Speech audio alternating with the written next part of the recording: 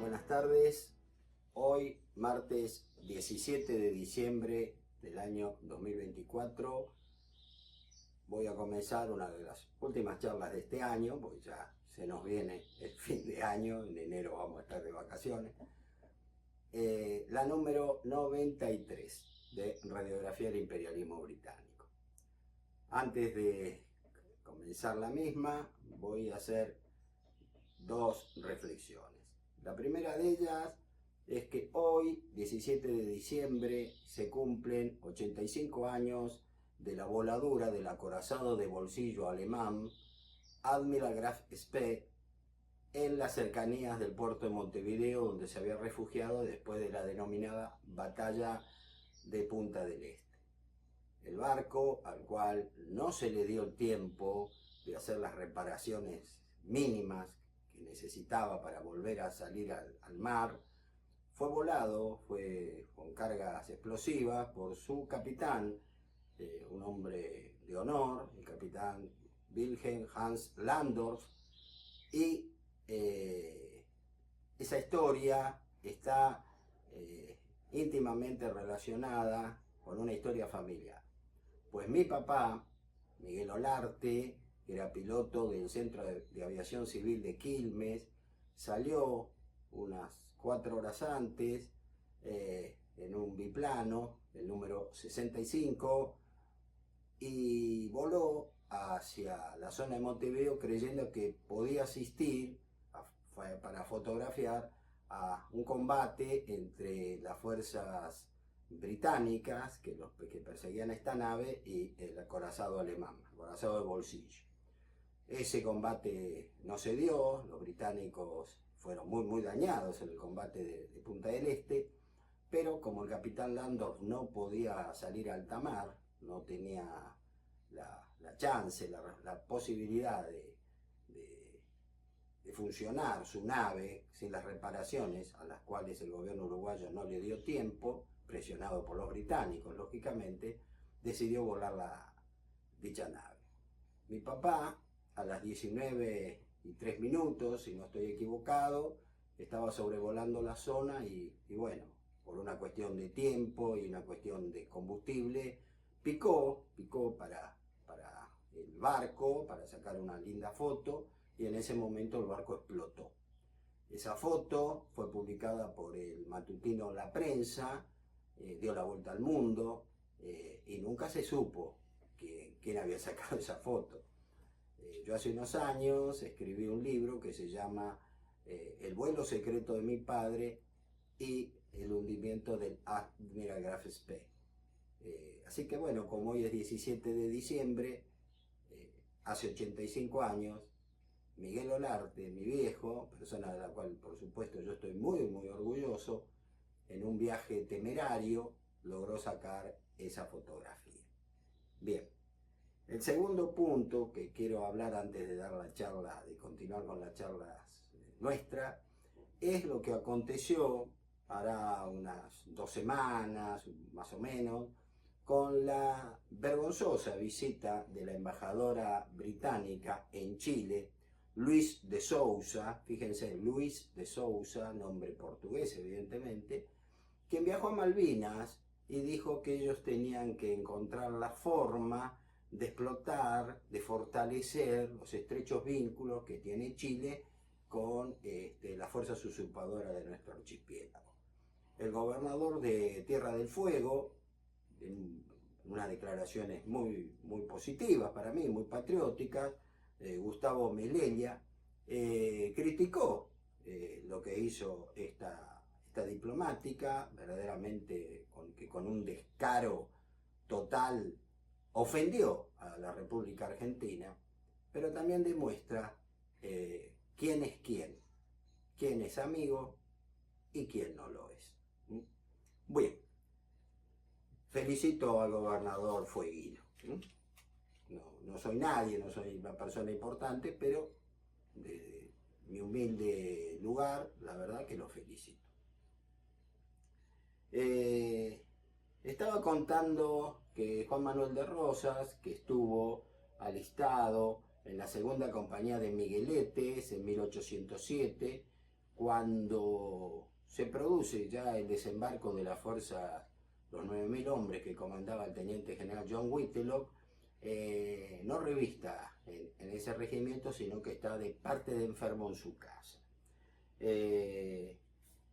Esto no tiene por qué ser puesto en duda, aparte era pleno invierno, no había la farmacopea que tenemos en este momento, pero curiosamente o justo se da que cuando se va a librar el combate en la defensa de Buenos Aires, Rosas no participa porque está enfermo en su casa.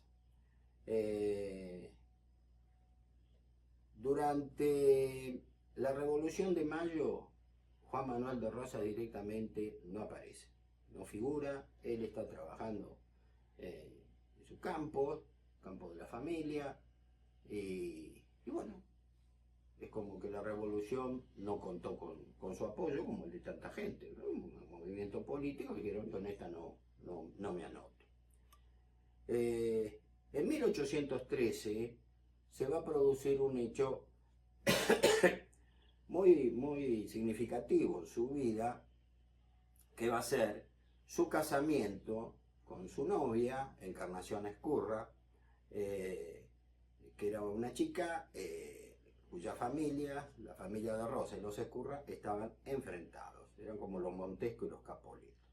Yo acá voy a leer un gran historiador argentino para no decir cosas que no corresponden. El hogar paterno de Manuelita fue una mezcla extraña de cariño sin ternura y de unión sin delicadeza. Sus padres se habían casado muy jóvenes, cuando tenían solamente 20 años, don Juan Manuel de Rosas, y 18 su compañera, doña Encarnación Ezcurra y Arguibé. La poca edad de los novios provocó la oposición por parte de los padres, sobre todo de doña Agustina, madre de Rosas. Para disipar los obstáculos que se alegaban contra ese matrimonio y apresurar la boda, Rosas y su prometida combinaron un ardid que revela un aspecto de la psicología de ambos: la energía y la decisión ciega de la niña Encarnación y la falta de reparos y de delicadeza en los medios elegidos para realizar sus deseos. Encarnación escribió una carta simulada a su novio, Juan Manuel de Rosas, requiriéndole apresurar el casamiento y dándole a entender que esa exigencia de honor nacía de las consecuencias a que se le había llevado su relación amorosa. La carta convenida fue dejada por Rosas en lugar visible de su aposento, con el objeto que fuera leída por su madre, doña Agustina. En cuanto se enteró de la revelación epistolar, ella procuró que los amantes se casaran sin demora para evitar el escándalo. Es decir, en buen romance, que en esta carta, escrita ex profeso por Encarnación Ezcurra, le decía a Juan Manuel: estoy embarazada. ¿Quién dijo esto? Su obra Manuelita Rosas, el autor, el historiador Carlos Ibarguren, en una obra, en un trabajo que se publicó en Buenos Aires en 1933. Pese que la familia de Rosas allanó el casamiento por la urgente razón que acabo de referirle, debe haber vertido algún reproche a su hijo, sus padres, ¿no? Pero ¿cómo pudiste haber hecho esto? Bla, bla, bla. Especialmente su madre, doña Agustina López Osorio de Rosas. Rosas se escribía con Z. Y encolerizado, abandonó su casa paterna, sumamente molesto, no aceptó el regaño de la madre, quizá también del padre, se mandó muda, se acabó. Sabiendo que causaría gran dolor a sus padres, a quienes no visitó durante años y no permitió que tuvieran trato con sus hijos, decidió cambiarse su apellido.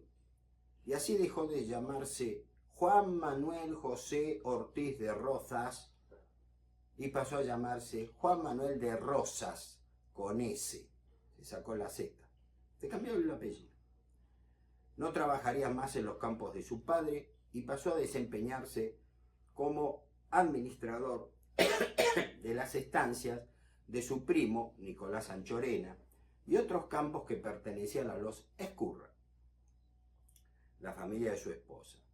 Y fruto de su empeño y dedicación, por ser un brillante, como yo le expliqué, hombre de campo, al tiempo comenzó a tener tierras, transformándose en un ganadero muy, muy rico. Juan Manuel de Rosas, un destacado hombre de campo, yo ya lo expliqué en la charla pasada, Sarmiento en Facundo refiere que era un extraordinario jinete. Rosas asegurando en ese momento, en esa obra, que era el mejor del país. Rosas era un eximio conocedor de las pampas, sin llegar a ser un vaqueano, tenía grandes dotes en el rastreo de animales, sabía dónde crecían los mejores pastos, conocía los más ínfimos detalles de la campaña, de las pampas, de las infinitas llanuras, así donde había arroyos, lagunas, aguadas, o sea, era en la faz, digamos, ¿cómo se llama? Campera, un hombre sumamente destacado por sobre la línea media, digamos, del común del hombre de campo. Tenía una vista, un conocimiento extraordinario. Ustedes recordarán que yo una vez, cuando hablé del coronel de Marina Guillermo Brown, y dije que cómo él sabía leer el río, cómo veía, digamos, de alguna manera, dónde estaban las profundidades para desplazarse. Bueno, Rosas tenía, en tierra, prácticamente tenía ese don. Y voy a contar una anécdota que le pasó a un jovencito que con los años fue uno de sus más grandes enemigos, pero que sin embargo tenía un pequeño retrato de Juan Manuel de Rosas en su escritorio, porque Juan Manuel de Rosas en una oportunidad le salvó la vida. En 1829, poco tiempo después del alejamiento del general Lavalle al cargo de gobernador de Buenos Aires, recuerden que se fue al Uruguay, el joven Bartolomé Mitre, de 8 años, fue incorporado al personal de la estancia El Rincón de López, de don Gervasio Rozas, hermano de Juan Manuel, ¿no? Situada en la costa del Río de la Plata, en las proximidades de la ensenada de Barragán, de San Borombón, perdón, la cual era una de las más adelantadas de aquella época. Mitre debió someterse a la rigurosa disciplina del establecimiento, entendiendo el patrón que era necesario para sacar de él un buen gaucho, como se lo confió el padre, aunque en esto Gervasio Rosa va a fracasar. Un día, nada menos que después salió con una misión y se encontró con quien va a ser su mortal enemigo muchos años después. El muchacho había sido enviado por Gervasio Rosas a una estancia vecina ubicada en la margen opuesta del río Salado. Había llovido bastante, recordaría Mitre años más tarde, y el río estaba muy crecido.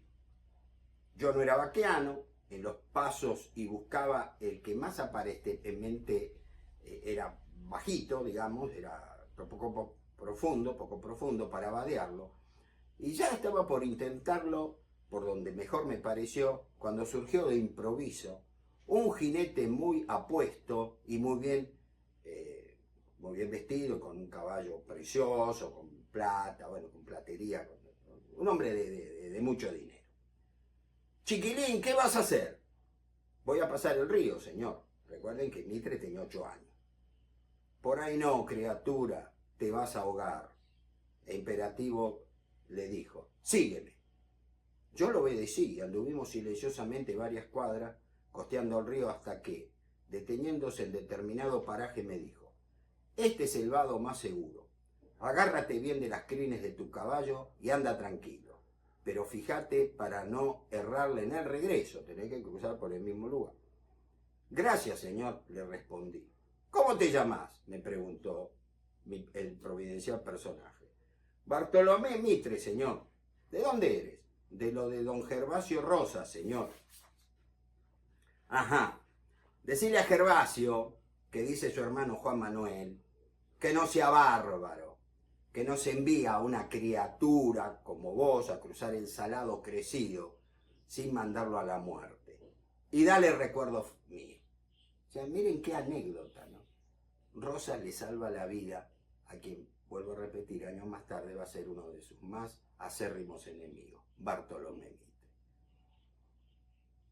¿Cómo entra Juan Manuel de Rosas en la política del país? Ya dije que fue un hombre que estaba alejado, él estaba ocupado de las cuestiones de campo, llegando a ser posiblemente el gaucho, el mejor gaucho de nuestro país. Luego de la derrota del martes 1 de febrero de 1820, Buenos Aires, que vuelve a ser provincia, ya se acabó el directorio, estaba en una situación de una anarquía terrible, terrible. Y se había nombrado gobernador a un hombre de gran prestigio, el brigadier Martín Rodríguez.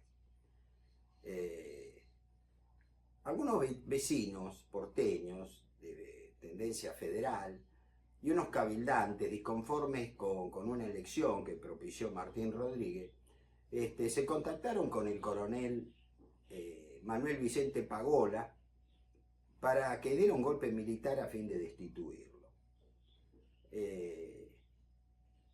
Martín Rodríguez quedó prácticamente sin apoyo popular y la verdad que todo daba a entender que iba a ser derrocado por Pagola. Lo que de alguna manera acontece el 5 de octubre de 1820. Martín Rodríguez no tiene fuerzas para oponerse cuando de pronto aparece un regimiento con un uniforme rojo, colorado, una milicia de la campaña al mando de un oficial, un miliciano, llamado Juan Manuel de Rosas. Con su presencia, que eran muchos y decididos, Pagola consideró oportuno pasar de vacaciones a la banda oriental y de ese modo el brigadier Martín Rodríguez no perdió el mando y fíjense lo que son las cosas, curiosamente, Martín Rodríguez era de orientación unitaria y Juan Manuel de Rosas, al aparecer con sus colorados del monte, así se llamaba ese regimiento, costeado por él, que tenía el uniforme rojo, que recuerda al uniforme de los migueletes en los que Rosas se había incorporado a fines de 1806 y 1807, como acabo de contar. ¿Por qué se llamaban del monte? Porque fueron armados, fueron formados en una de las estancias de Rosas de la localidad de San Miguel del Monte. Entonces eran los colorados del monte.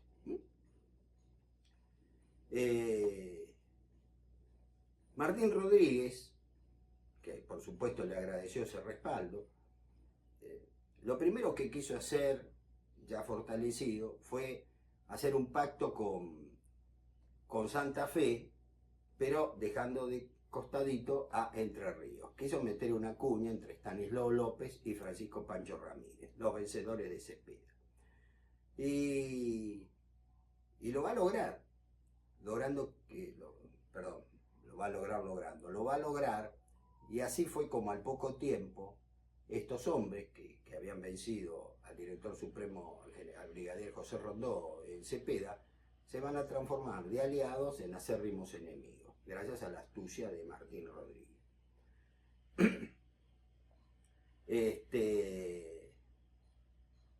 Se había cortado, digamos, un poco solo después que lo vence a Artigas, acuérdense que yo ya eso lo expliqué en su momento, y crea en Entre Ríos la llamada República de Entre Ríos, y él asume como una especie de presidente de la misma.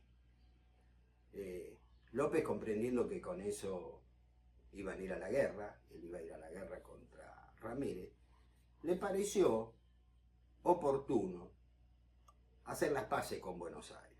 López fue muy astuto, dijo, bueno, a Buenos Aires le ganamos una vez, pero por sus recursos, rápidamente, si nos volvemos a enfrentar, no sé si les vamos a volver a ganar, ¿no?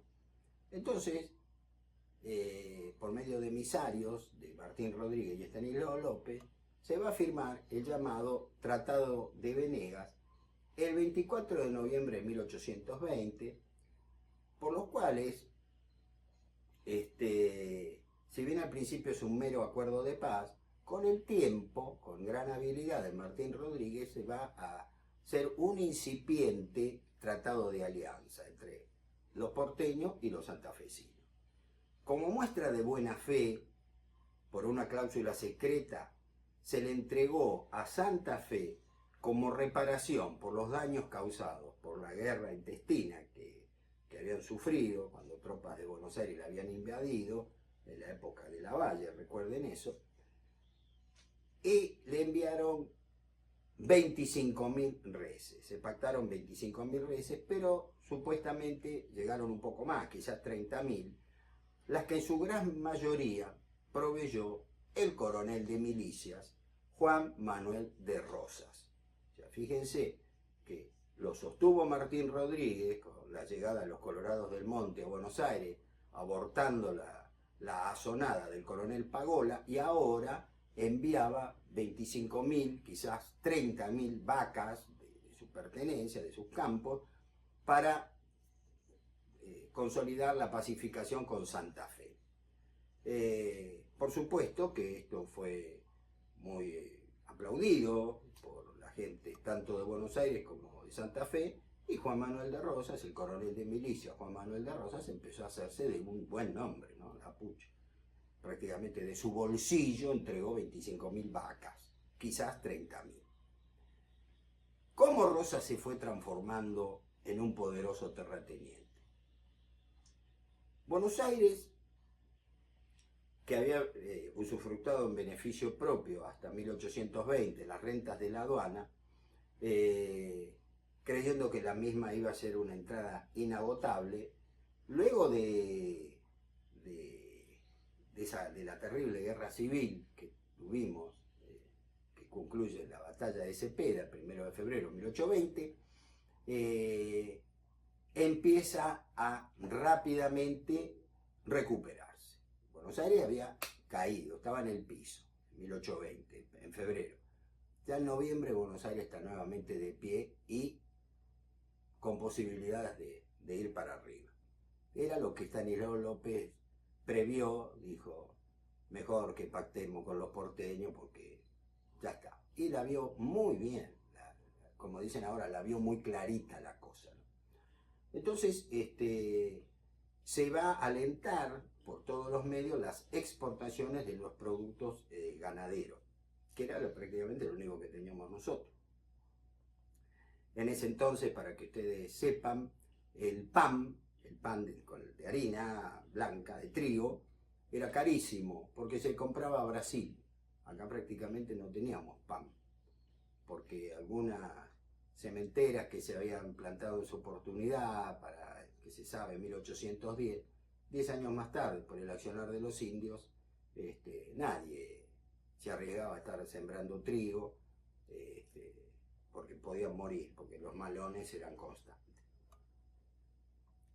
Rosas vio una muy buena oportunidad años antes, en 1815, y formó con Luis Dorrego, hermano de lamentablemente fusilado gobernador coronel Manuel Dorrego, y Nepomuceno Terrero, una firma, una saladera para salar carnes vacunas y cuero, llamaba Rosas, Terrero, Dorrego y compañía, que funcionaba en el viejo partido de Quilmes,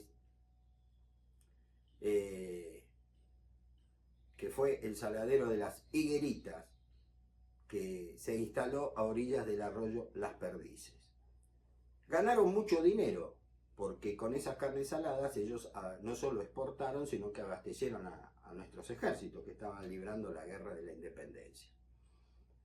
En 1818 el saladero exporta 784.374 cueros vacunos, 232.143 cueros de caballo, 41.832 cueros salados, 257.366 aspas, 50.955 arrobas de cebo, 44.901 arrobas de lana y 4.988 docenas de cueros de carneros.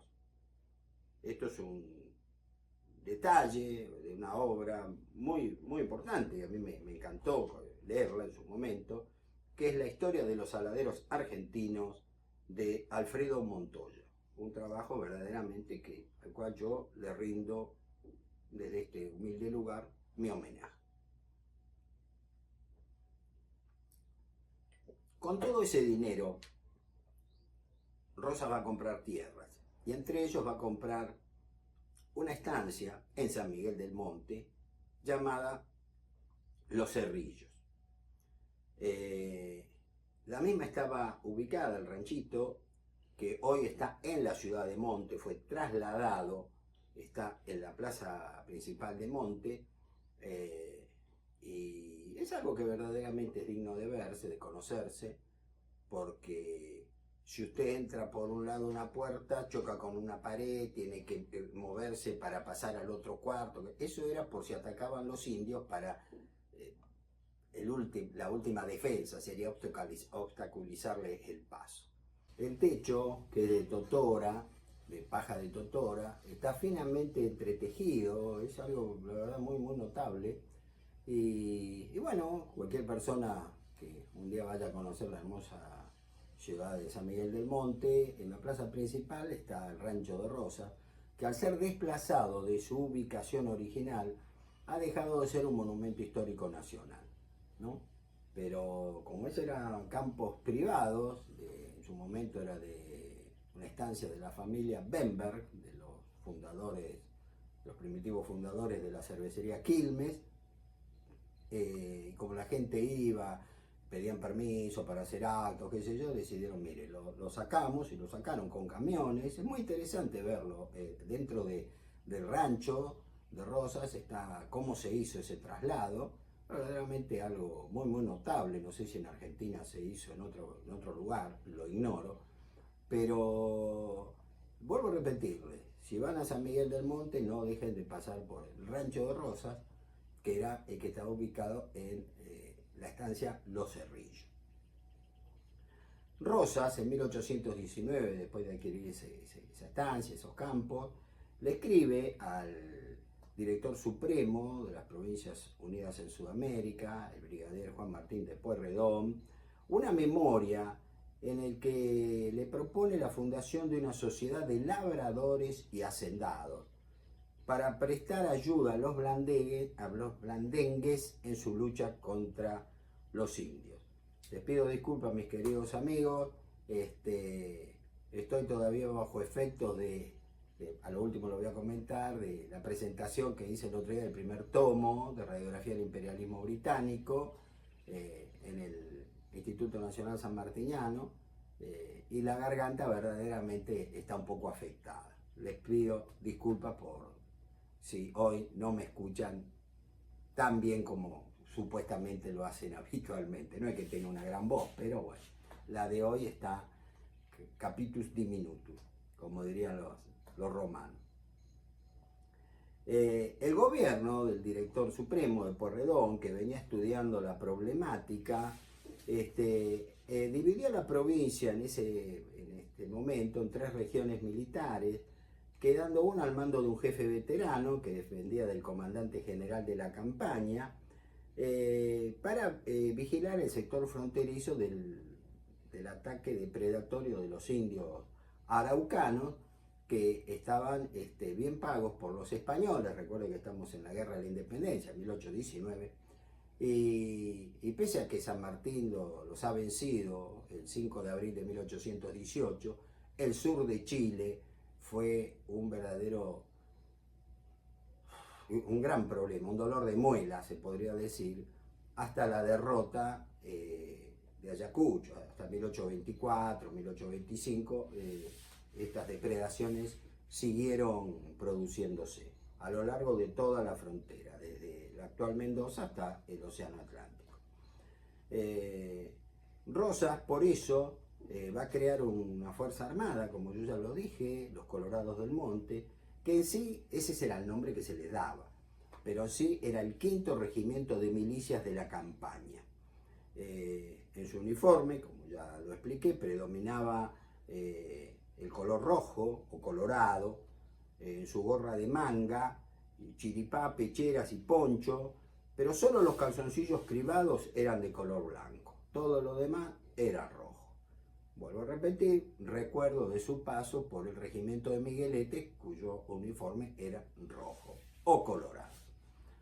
Su disciplina quedó demostrada cuando respaldaron en 1820 a Martín Rodríguez.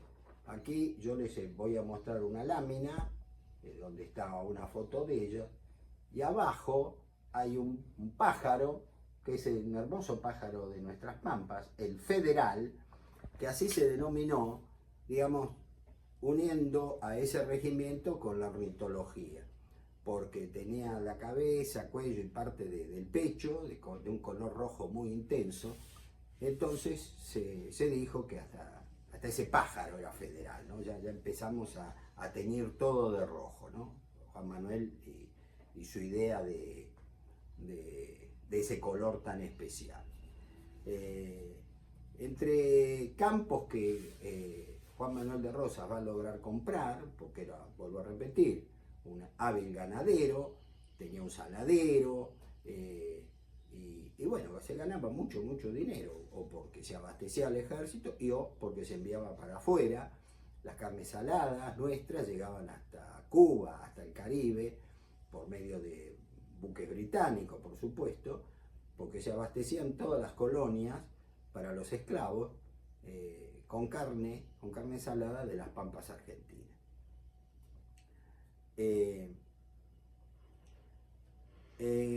Rosas va a adquirir una estancia que se llama la estancia San Martín, cuyo nombre no tiene nada que ver con el Libertador. Fue el nombre de un blandengue muy primitivo, o sea, más de 150 años, llamado Juan de San Martín, igual que el papá de San Martín, pero sin parentesco alguno. Rosas ahí, a esta estancia que quedaba más cerca que Los Cerrillos, hoy está en el partido, hoy queda, digamos, está el lugar en La Matanza, ¿no? En Virrey del Pino. Ahí estaba la estancia, una de las tantas que tuvo Juan Manuel de Rosas.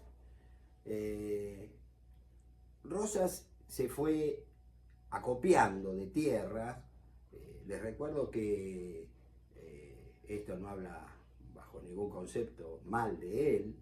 Había que ser muy valiente para poblar nuestra pampa, porque en ese momento uno se enfrentaba a la ferocidad de los araucanos, que capturaban nuestras mujeres para saciar sus apetitos carnales, las criaturas que trataban luego de venderlas y qué sé yo, pidiendo rescate, y a los hombres los degollaban a todos. O sea, no era un chiste irse a vivir acá al sur del San Borombón, del Salado. Había que ser muy valiente. De Rosas a su gente la fue proveyendo de equipo, aparte de los Colorados del Monte que andaban, o sea, pero no van a creer que los pobladores, los puesteros de sus campos, era un trabajo livianito o fácil. No, era un trabajo difícil, un trabajo que le podía costar la vida. Pero como Rosas se entendió rápidamente bien con los jefes indígenas, entre otras cosas porque Rosas logró hablar el idioma mazapungún, que es el idioma araucano, que no se puede escribir. Los indios lo empezaron a respetar porque lo veían al indio rubio, como le decían, un hombre justo, un hombre que si ellos cumplían, o sea, Rosa le decía, yo lo voy a abastecer de los vicios, o sea, de tabaco, de hierba, de azúcar, ¿no? Y también de ganado equino, de yeguas, porque a los indios les gustaba comer carne de caballo, carne de yegua, no las vacas. Pero eso sí, yo les abatezco de esto, pero ustedes no malonean. O sea, ustedes no atacan ni mis campos ni lo de la gente amiga. ¿Estamos de acuerdo? Sí, estamos de acuerdo. Porque si no estamos de acuerdo, ustedes se van a transformar en mis enemigos, y si ustedes se transforman en mis enemigos, yo puedo llegar a ser muy malo con ustedes. Y los indios lo respetaron porque sabían que esa promesa podía ser cumplida. Rosa se va a aprovechar de una deformación de la ley de enfiteusis que había puesto en 1826 su breve gobierno presidencial, Bernardino Rivadavia, y esa ley va a ser reformada 2 años más tarde. Y entonces voy a leer parte del proyecto de cómo se reformó esa ley. En 1828 la oligarquía terrateniente que domina la legislatura consiguió modificar la ley de enfiteusis. En un debate de la legislatura llevado a cabo en enero de 1828, el general Juan José Viamonte combatió la cláusula de la ley que prohibía a los enfiteutas adquirir nuevas tierras. La enfiteusis dejó como consecuencia la concentración de la tierra de 1822 a 1830 en 538 propietarios, los cuales obtuvieron 8.656.000 hectáreas, siendo los enfiteutas más beneficiados muchos colaboradores del régimen de Bernardino Rivadavia, entre ellos la familia Sanchorena, Alza, Alvear, Ascuénaga, Basualdo, Bernal, Bosch, Bustamante, Castro, los Díaz Vélez, Dorreos, Eguía, Echeverría, Escalada, Escurra, Gallardo, Irigoyen, Lacarra, Larrea, Lastra, Lesica, Lynch, López, Míguez, Obarrio, Ocampo, Olivera, Ortiz Basualdo, Otamendi, Pacheco, Pérez, Rosas, Sáenz Valiente y otras. La enfiteusis puso más de 8 millones de hectáreas a disposición de arrendatarios y enfiteutas, quienes en general no pagaban o pagaban cánones muy bajos a la provincia. Y esta ley, así, tendió a favorecer la gran concentración de la propiedad en unas pocas decenas de familias. Es decir, fue una forma que ustedes pueden ver por los apellidos que les acabo de leer, en la cual no hubo distinción en gente que luego va a ser unitaria o federal y enemigos acérrimos. En ese momento todos se aprovecharon de la modificación de la ley de enfiteusis y pasaron a ser grandes terratenientes, lo que luego va a derivar, por una cuestión de política, en la llamada oligarquía ganadera. No quiero avanzar más, mis queridos amigos. Faltan un par de minutos para terminar esta charla, que es la que doy prácticamente en víspera de las fiestas navideñas. Vamos a ver si lo convenzo acá a mi coequiper, como dirían los ingleses, de filmar un par de charlas más, las últimas del año. Y por las dudas que no lo podamos hacer, les quiero agradecer el seguimiento que han hecho de todas estas charlas, comenzadas el 14 de junio del año 2022, con mucho miedo, con mucha incertidumbre a ver qué pasaba, pero que ahora he tenido el otro día el reto, entre comillas, el reto de una querida amiga de Ensenada, Mabel, que me dijo: Jorge, no recibí la charla. En la presentación del primer tomo, el general Rafael Barney me dijo lo mismo. en el Instituto San Martiniano. Y les quiero decir, no la pudimos hacer con Ignacio, con Nacho, porque estuvimos abocados a la presentación del primer tomo. Con las disculpas del caso, me despido de ustedes deseándole, por las dudas de que no logremos filmar, mis mejores deseos navideños, y pienso que vamos a dar, no sé si 2, pero por lo menos una charla más para despedir este año que ha sido muy prolífico. Estamos muy cerca ya, muy cerca del robo de nuestras Islas Malvinas. El 3 de enero de 1833 lo tenemos, como diría el paisano, ahí a la vuelta, y cito nomás, está ahí, está al caer como la breva madura, lamentablemente. Y así ustedes se van a enterar de cómo fue ese acto de pillaje que hoy todavía nos sigue ofendiendo. Mis queridos amigos, feliz Navidad, y si Dios quiere, espero todavía dar 1 o 2 charlas más en lo que resta del año. Muchas gracias por su atención.